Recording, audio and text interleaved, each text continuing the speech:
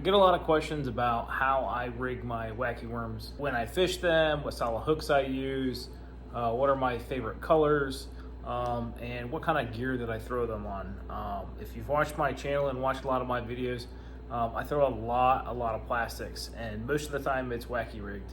So today I want to talk about the basics of kind of wacky worm fishing.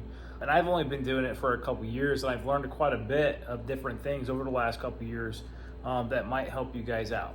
So stay tuned.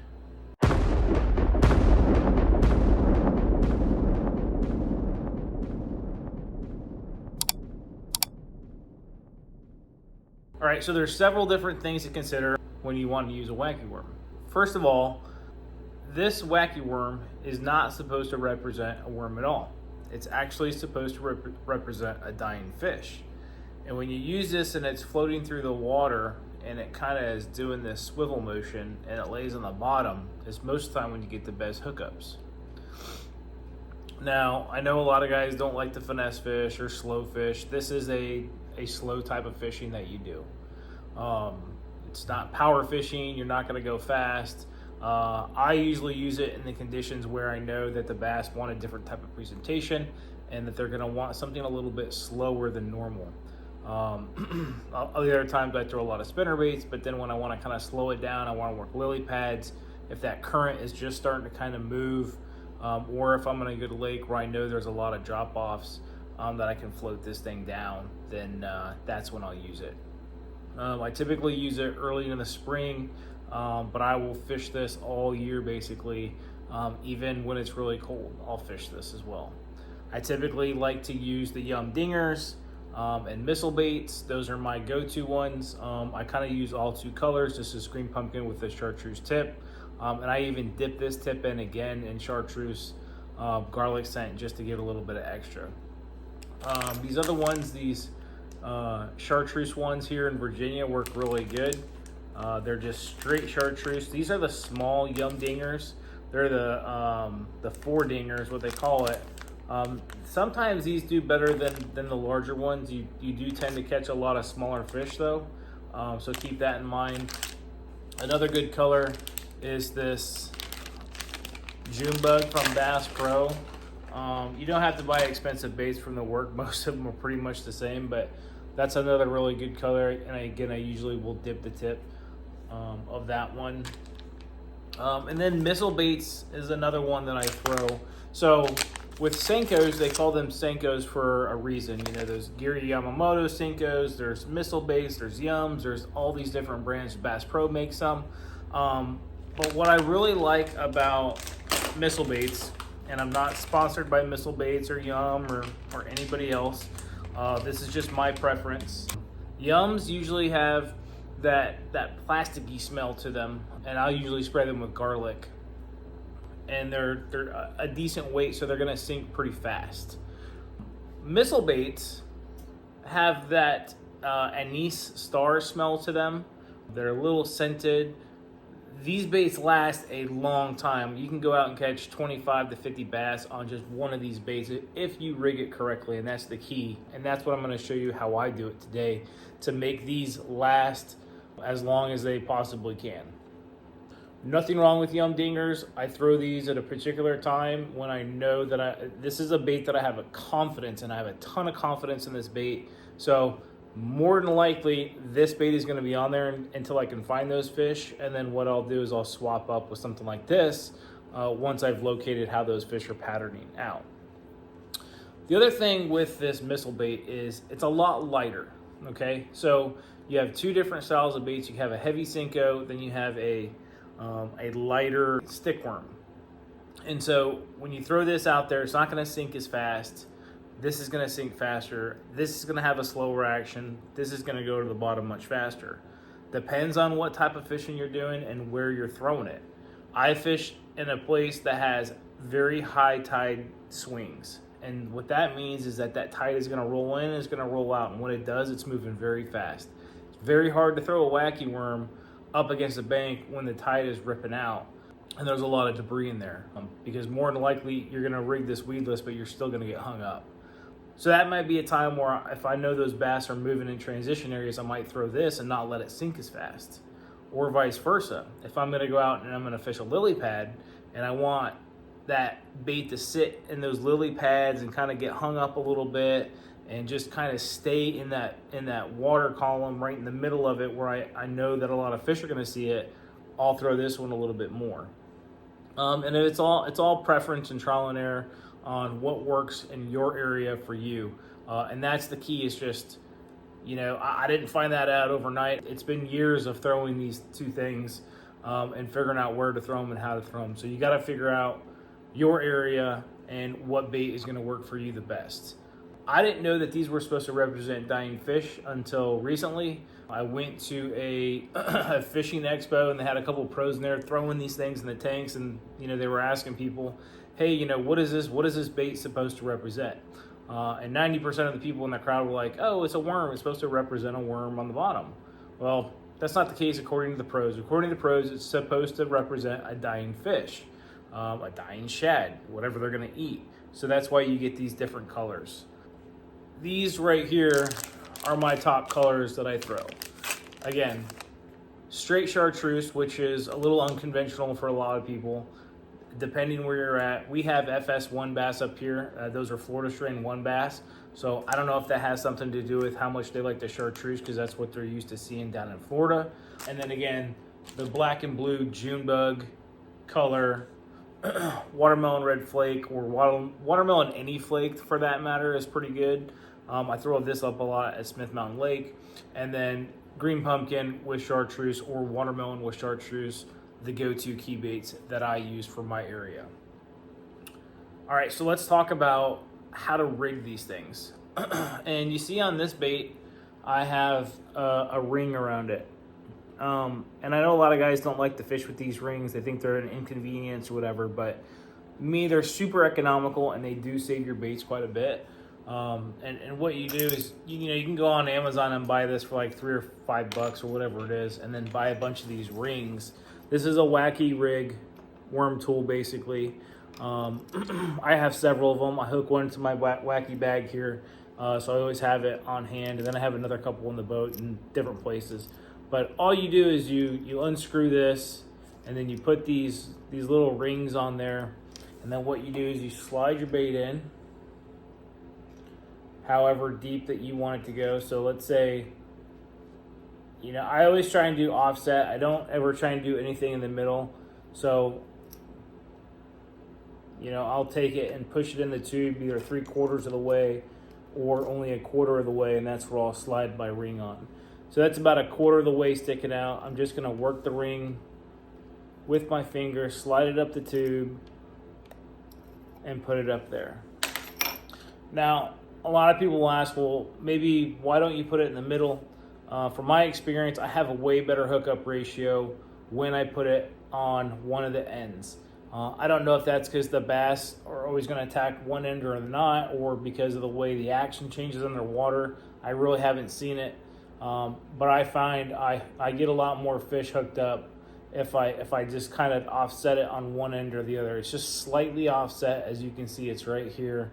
The middle would be, pretty much right there. So it's just slightly offset on one direction or the other.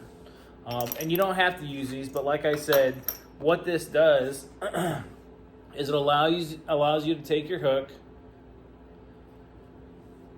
and go through the bait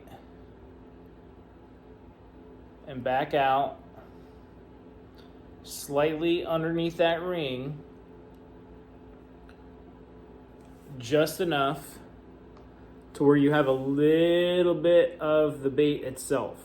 Now, I didn't go straight all the way into the bait. I don't know if you can tell, but you can kind of see here, it's not in the bait that much, because what's going to happen is that bass is going to grab onto it and it's going to rip it this way, or it's going to jerk it that way when you're fighting the fish. And so what this does is it pulls on the ring, which pulls on the whole bait instead of ripping through the bait itself. It's really basic and really simple, but that is one way to rig that bait. This right here is probably one of my favorite hooks. This is a Gamakatsu offset wide gap weedless hook. They're not cheap hooks. They're really good hooks. If I know that I'm going to be fishing an area where I have the potential to catch bigger bass, I will use this hook. because I find that it has a better hookup ratio than some of these other ones. Now, when you're throwing a Wacky rig, this hook is exposed a lot. Even with this brush guard on here, you're exposed a lot. So another option for you to do is there are these hooks, and VMC makes them, Gamakatsu makes them, Bass Pro makes them. There's a bunch of cheap places online that make them, but basically they are just a wire guard or a line guard on a small hook. So that's one style. Another style are these long style kind of worm hooks. A buddy of mine throws these a lot, and he has a really good hookup ratio as well. You can Wacky rig them this way. So same thing, drive it into the bait just a little bit, just underneath the ring, slide the hook down, and then now you can throw this guard in there, and now you have a completely Wacky rigged weedless hook. The only thing that I don't like about these is it tends to drop your hookup ratio down quite a bit.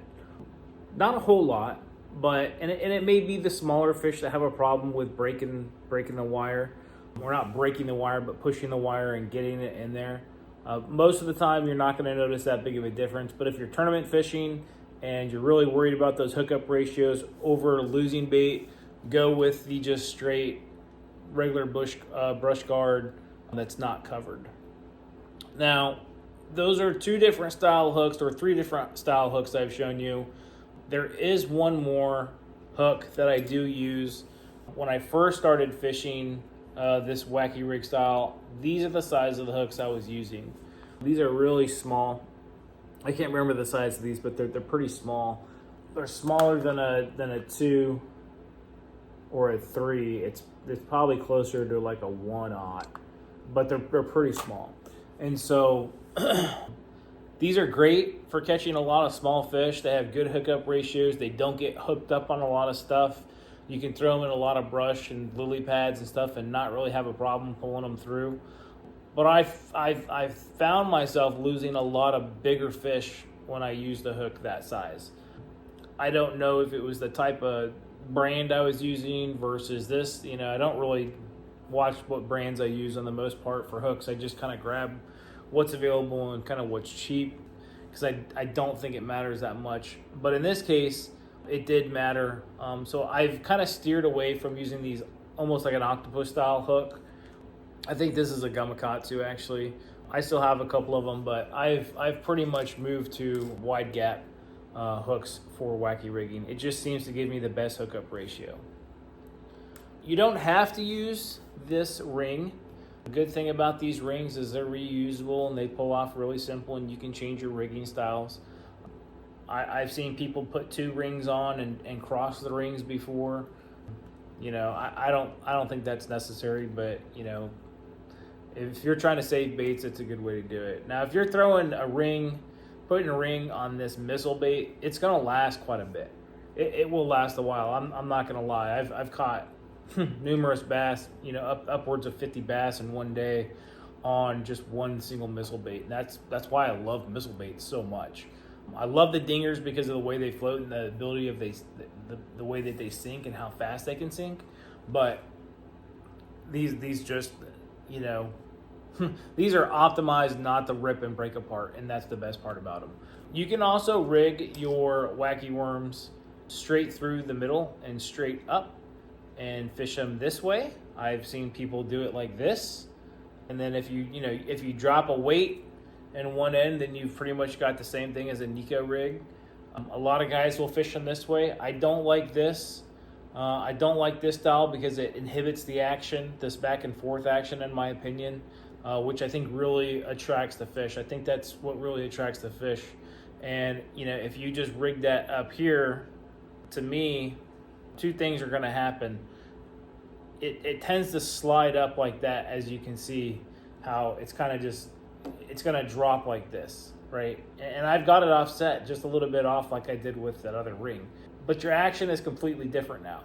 Your action has completely changed. And there may be times where that's what you want to do. Maybe you're trying to make it look like a, worm that's standing up on its end, and missile baits float pretty good, so they may do that for you. I just haven't had good success where I fish using it this way. You can also turn it, like you did with the ring in there, and do it without the ring. A lot of guys fish that way. But my problem is it starts to kind of twist on you a little bit, and then that first fish, it's going to rip that bait, and you're going to go through these baits a lot faster. And let's face it, with the price of baits the way they are, you need to maximize usage of these as much as you can if you're on a budget or if you're trying to save money. Let's talk about the gear that I use to throw it on, braid versus fluorocarbon versus monofilament. Where I fish, there's a lot of heavy structure and a lot of heavy weeds. And so what I typically do is I'll throw like an invisible braid, a 10-pound braid or a 15-pound braid that kind of disappears. The Pro Line braid is what I usually use. And it doesn't scare the fish away at all for some reason. And then other times, if I'm up in a lake, like at Smith Mountain Lake, and I'm fishing up there and I know there's not a whole lot of weeds and structure and stuff, I'll just go regular monofilament or fluorocarbon, whichever's on my pole. I typically will not throw them on a bait caster, but if I do use a bait caster, it's going to be like a 7.2, 7.3 with a low gear ratio. But I typically don't throw that unless I'm throwing a very, very heavy Senko with a weight in the bottom of it, like a nail weight, a pegged weight. But I typically don't do that. Typically I throw it on a small spinning rod. I have a Lew's 6.5 foot spinning rod. It's the Lew's Hero rod. It's perfect for it. It's the right size. I can pitch it. I can flip it. I can skip these baits under docks with that because it's a short pole on either side of my boat without having any intrusions. So that's what I use. I know a lot of guys tend to use spinning rods when they're using, finesse fishing with wacky worms, and it's easier to throw because it's a lighter bait. But you can throw it on a bait caster if you want. I know a lot of guys that do it. All right, so talking about different ways to fish these things and when to fish them. Basically, if the current's moving too fast, I won't fish them. Unless I know that current is going into a pool where that pool slows down, I might pitch it up current and let it drop into that pool, or out on a point, I might do that. But if that bait, if that tide is ripping and that current's ripping, you're gonna have a hard time getting that bait to drop down. Now again, you can peg the end of the weight you can peg the end of the worm and get it to drop a lot faster. But for me, again, my opinion, it's the action of this worm floating through the water and falling like this, sitting, is what creates a lot of the hookups. That's in my area. I fish a lot of weeded edge covers that goes right up into either a hard transition bank or really heavy structure or lily pads. And that's where this is key. The bass will come straight out and they'll just drill these things right on the edge of the weed bed. And that's what's worked for me. So guys, we went over a couple different things, how to rig it, what hooks to use, style of gear that I like, and just general overview. If I missed anything, throw it down in the comments for other guys. This is just a basic tutorial for people that want to get into maybe, wacky worm fishing that have never done it before. What works for me may not work for you in the area you're at or in the type of body of the water you're at. Colors may not work, but green pumpkin's a good way to go. I will say that anywhere you go. So remember to pay attention to your bait in the water. So good luck out there. Hopefully this tip has helped you guys.